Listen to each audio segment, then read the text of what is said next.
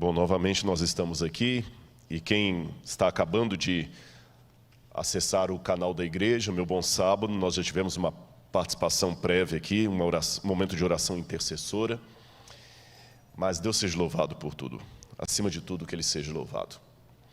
E agora nesta manhã eu gostaria de começar a pregar para você sobre um assunto importante, mas eu não poderia deixar também aqui de me congratular com um ministério muito importante da igreja, que é o ministério dos surdos. Todos os irmãos que são surdos ou mudos, esta é a linguagem correta, não é deficiente físico, surdo ou mudo. E também já aprendi que não é linguagem de sinais, viu?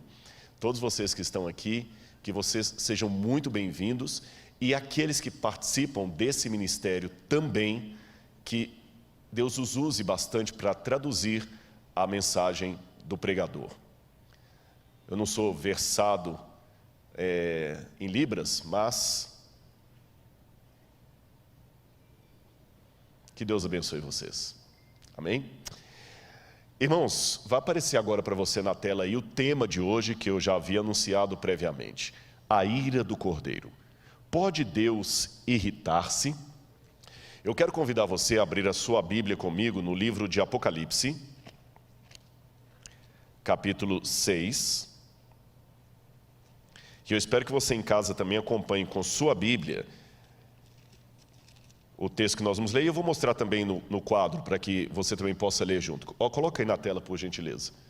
Apocalipse, só um minutinho que não... Ok, passou.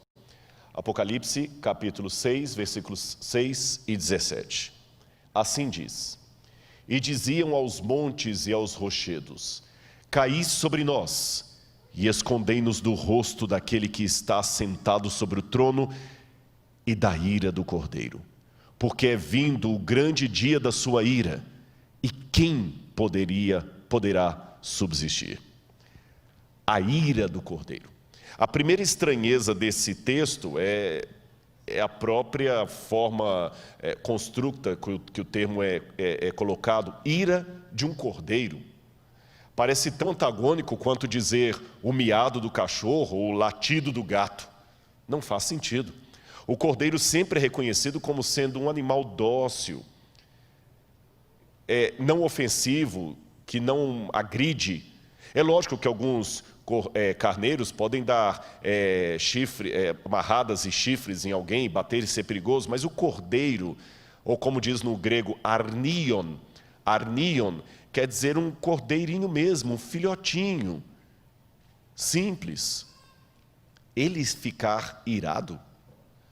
É estranho nós imaginarmos isto, aquele cordeiro que nos ama, que deu sua vida por nós, agora está de repente irado. Por que temos tanta dificuldade de tratar desse assunto da ira do Cordeiro? Eu quero mostrar algumas coisas e você entenderá nisso. Coloque na tela, por gentileza. Eu fiz menção durante a semana de um sermão pregado em 1741, um sermão famoso de Jonathan Edwards, que ele foi pregado em Enfield, Connecticut. E o sermão era baseado em Deuteronômio 32, 35, que diz: a seu tempo, quando revelar o seu pé, e ele proclamava a ira de Deus sobre o pecado. Os historiadores que colocam esse sermão de Jonathan Edwards como sendo um dos mais famosos sermões do mundo, eu fiz menção disso durante a semana, diziam que enquanto ele descrevia a cena do juízo de Deus e as labaredas do inferno abrindo a sua boca e engolindo os pecadores, que as pessoas ficavam tremendo, tão apavoradas, que elas se seguravam nos bancos da igreja com medo do chão desaparecer sob os seus pés e elas serem engolidas. Foi um dos sermões mais famosos da história. O título dele: Pecadores nas mãos de um Deus irado. Se eu anunciasse aqui na igreja um sermão com esse título, Pecadores nas mãos de um Deus irado, muita gente já ia começar a dar dislike sem ao menos assistir. Não faria muito sentido hoje falar de pecadores nas mãos de um Deus irado. Essa imagem não é politicamente muito correta para os dias em que vivemos. E por quê? Eu vou explicar para você. Olha aí na sua tela o que eu quero dizer. Você sabe que hoje a ideia de uma pessoa excessivamente irada pode ser considerada até uma mente doentia que, aliás, a psicologia classifica como distimia. Quem se lembra do famoso Seu Lunga, um dos homens mais mal-humorados do mundo? E dizem que o mau humor chega a ser uma doença crônica, que deixa a pessoa chata, uma pessoa muito difícil de conviver com ela. O ranzinza vive geralmente irritado, isolado consigo mesmo, irritado com os demais. A qualidade de vida dele pode ser de depressão, e é difícil conviver com alguém ranzinza. O seu Lunga, ele pode ser até um personagem famoso do folclore nordestino. Aliás, dizem até que ele é tão ranzinza que ele moveu uma ação contra os escritores de cordel do Nordeste, que faziam histórias baseadas no seu temperamento irascível, e ele ganhou a causa. Todo mundo ouviu falar do Seu Lunga, e até hoje, apesar dele ter ganhado a causa judicial, até hoje, quando querem no Brasil falar de exemplo máximo de alguém com distimia ou com mau humor crônico, alguém que se ira rapidamente ou com violência, pensam no Seu Lunga. E quando a gente fala de Deus, um Deus irado, a primeira imagem que nos vem é de um Deus parecido com o Seu Lunga. Um Deus que não parece muito politicamente correto. É curioso que realmente a imagem de um Deus sentado num trono, de barba branca e cara fechada, com o dedo em riste para destruir pecadores, não parece ser a melhor fotografia de Deus para mostrar. É tão desgastante essa imagem de um Deus irado, que já nos tempos, pouco depois do período apostólico, você já tinha Marcião, que era um dissidente do cristianismo, dos hereges, que chegou a proclamar que havia dois deuses, o Deus do Antigo Testamento e o Deus do Novo Testamento, e que os dois estavam em oposição. O Deus do Antigo Testamento, segundo Marcião, é aquele Deus irado, que destrói Sodoma e Gomorra, que destrói os antediluvianos, que dá a lei, que faz Uzá ser fulminado apenas porque tocou na arca, que fulmina Nadab e Abiú só porque levaram fogo estranho no santuário. Já o Deus do Novo Testamento é o Deus que diz para a pecadora: vá e não peques mais, nem eu te condeno. É o Deus que oferece para a samaritana água. É o Deus que tem paciência com os apóstolos, é o Deus do Calvário. E os dois estão em franca oposição. Mesmo que hoje você nunca tenha ouvido falar em Marcião, muitas pessoas acabam ecoando, ainda que inconscientemente, a teologia dele. Parecem falar de dois deuses distintos. Até na teologia evangélica, desculpem os irmãos evangélicos, eu vejo um pouco de marcionismo, quando dividem demais a história da salvação entre o tempo da lei e o tempo da graça. Como se o tempo da lei fosse um tempo de legalismo e o tempo da graça fosse um tempo de melhor salvação, de salvação diferente. Não, Moisés, Adão, Elias, Isaías, Daniel, todos os que viveram na chamada dispensação da lei, foram salvos pela fé, tanto como aqueles que viveram na chamada dispensação da graça. A diferença é que os do Antigo Testamento depositavam a sua fé no Cordeiro que haveria de vir, e os do Novo Testamento depositavam a sua fé no Cordeiro que veio e voltará. Mas, de qualquer forma, por detrás de tudo isso existe essa dificuldade de conciliar a imagem do Deus Jesus com Deus Javé. Um parece que está pronto a destruir, o outro parece que está só querendo amar e perdoar. Mas o Apocalipse une os dois ao falar da ira do Cordeiro. Eu quero mostrar outra imagem para vocês. Você já ouviu falar no mito das fúrias? As fúrias eram divindades romanas que seriam irmãs encarregadas da vingança por um crime cometido. A própria palavra fúria, que vem do latim, é uma palavra que remete a essas divindades da mitologia romana e que também havia na mitologia grega. As fúrias, elas atormentavam tanto uma pessoa que até quando a sua alma ia para o Tártaros, elas iam atrás da pessoa atormentando pelos crimes que ele fez. Então a ideia da palavra fúria, de onde vem a palavra furacão, significa pessoas que querem atormentar. Então quando você fala da fúria de Deus, da ira de Deus, parece uma imagem das fúrias lá do Império Romano. Aliás, olha aí no seu quadro, eu quero ainda continuar essa ideia da mitologia e falar que também na mitologia grega, Hesíodo falava que quando o titã Cronos castrou seu pai Urano, ele jogou a sua genitália no mar. E as eríneas seriam a versão grega das fúrias. Elas nasceram do sangue de Uranos. Deixa eu contar isso aqui para você. Na mitologia grega, segundo contada por Hesíodo, como foi o nascimento dos deuses, havia originalmente Gaia, que é a chamada Terra, e Uranos, que é o céu. Uranos e Gaia coabitaram e tiveram 3 tipos de filhos. Tiveram os centimanos, tiveram os titãs e tiveram os cíclopes. E Uranos não gostava dos seus filhos, e ele sempre queria prender os filhos na barriga de Gaia. Só que os titãs se rebelaram contra o próprio pai, castraram o pai, e o sangue do pai caiu, e o membro do pai também caiu no mar. E ao cair no mar, aquela espuma que formou, tudo que bate na água do mar forma uma espuma, dessa espuma nasceu Afrodite. Mas do sangue nasceram as fúrias. Isto mostra, de certa forma, uma origem até psicológica da fúria. Afrodite é a deusa do amor, ela nasceu da espuma do mar. Mas do sangue, da necessidade de revanche, de vingança, nasceram as fúrias. E quando a gente fala de um Deus que se ira, que se vinga, a primeira sensação que nós temos é de raiva, é de não aceitar esse Deus. Não é a melhor imagem para apresentar para alguém.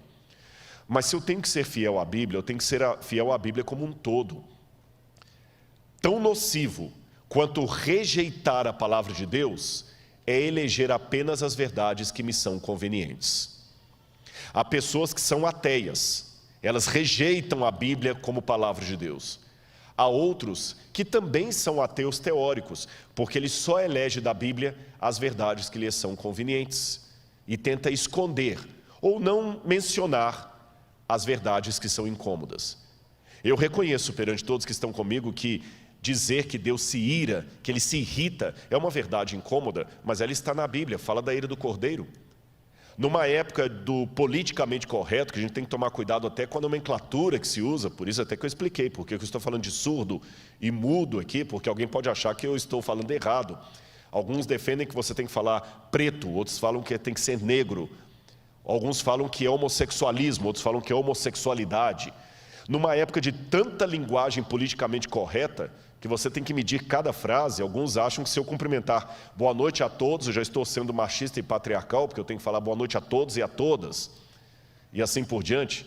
Mas quando eu vou a Romanos, capítulo 1, lá não usa essa linguagem politicamente correta, lá fala: a ira de Deus se revela do céu contra toda forma de impiedade dos homens, porque eles deixaram o contato natural das mulheres, se inflamando homem com homem, e Deus os entregou às suas vis situações, a ira do céu. E quando você vai no grego, lá está, reorgeto teu, orge, a ira de Deus em grego, orgeto teu, orge, é aquela ira que vem das entranhas, aquela indignação, não é uma raivazinha qualquer. Vamos continuar o nosso passeio aqui para aprender mais alguma coisa. O problema hoje, e isso aqui eu digo em primeira pessoa do singular, eu, Rodrigo, confesso para vocês os problemas que eu tenho em pregar sobre a ira de Deus. E eu até coloquei como título de propósito desse slide, o problema com a ira de Deus no mundo de likes. Eu vou explicar para você o que eu quis dizer com isso. E repito, nesse ponto aqui, ainda que é aparente, eu não estou julgando indireta para ninguém, ainda que aparente, eu não estou pensando em outra pessoa senão eu mesmo. Eu estou expondo para vocês nesse slide a minha impressão, estou fazendo aqui uma sociologia da religião, se me permitem, a minha impressão do que aconteceu no púlpito cristão nos últimos anos, especialmente o púlpito adventista, mas os irmãos assembleanos, presbiterianos, batistas, católicos que estão me assistindo, e de outras religiões, podem fazer essa percepção também, e vocês verão que talvez na igreja de vocês a situação não é muito diferente. Tá bem? A situação não é muito diferente. O que eu percebo? E eu estou colocando também as dificuldades que eu enfrento. As dificuldades que eu enfrento. O que eu percebo é que a igreja, estou falando mais propriamente dito da igreja adventista, mas você pode ampliar isso para outras. A igreja adventista, no passado dela, ela tinha uma ênfase talvez muito legalista. Até eu tiraria o talvez, foi uma ênfase legalista. Compreensível pelo momento em que a igreja nasceu. Compreensível, não necessariamente justificável. Você sabe que quando você nasce em determinado contexto, você tem que dar uma ênfase, alguma linguagem que ela pode ser um pouco extremista. A igreja adventista surgiu numa época em que a lei de Deus estava sendo completamente ridicularizada, colocada ao pé.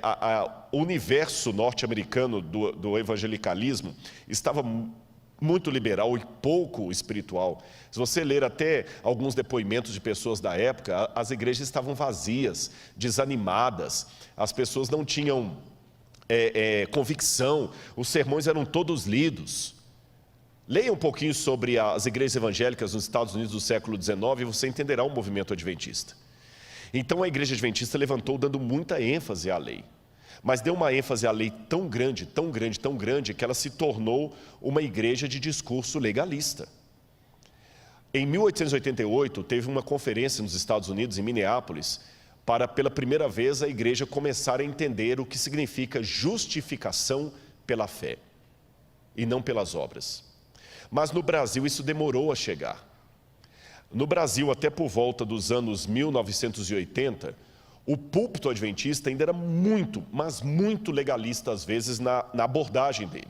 Havia uma ênfase muito grande à doutrina em detrimento ao relacionamento. Quem é adventista de berço vai lembrar desse episódio que eu estou falando.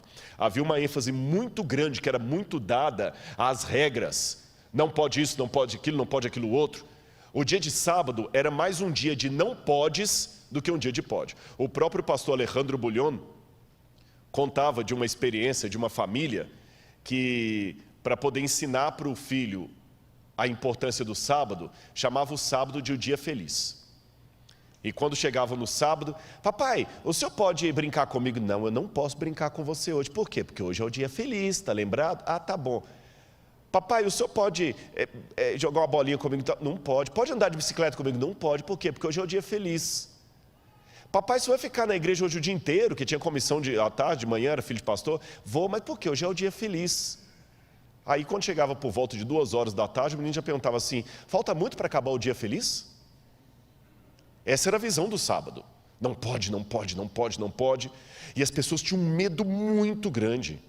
O grande pavor de muitas jovens da igreja era o seguinte, escuta, mas eu não posso usar uma calça comprida nem no trabalho?